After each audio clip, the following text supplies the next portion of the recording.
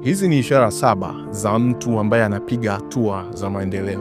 Angalia ujue ipi uko nayo na ipi bado hujaifikia. Ishara ya kwanza, kama unapiga hatua za maendeleo, kuna uwezekano mkubwa ukapoteza marafiki wengi na ukapata marafiki wapya wachache, kwa sababu maendeleo na hatua zozote za kusogea mbele ni matokeo ya tabia.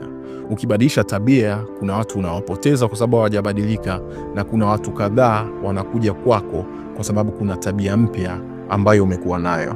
Ishara ya pili, utaanza kupata ushindani wa kimya kimya kwa watu wako wa karibu.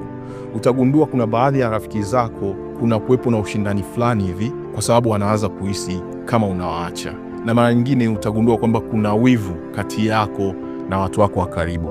Ishara ya tatu, utakuwa ni mtu ambaye unajali sana muda unaokupa matokeo, na utaumizwa sana na kila dakika utakayoipoteza bila kuzalisha chochote. Ishara ya nne, utaanza kuzipata zile fursa ambazo zamani zilikushinda au zilikupita kiurahisi tu. Ishara ya tano ni kwamba bidii yako haitaishia tu kwenye muda na nguvu unazotumia. Bidii yako itasogea mpaka kwenye maarifa na ujuzi ambayo yatakupa matokeo zaidi kwa bidii ile ile. Ishara ya sita ni kwamba utapendelea zaidi na utaamini zaidi matokeo ambayo yanatokana na juhudi zako mwenyewe kuliko matokeo yanayotokana na juhudi na bidii za watu wengine.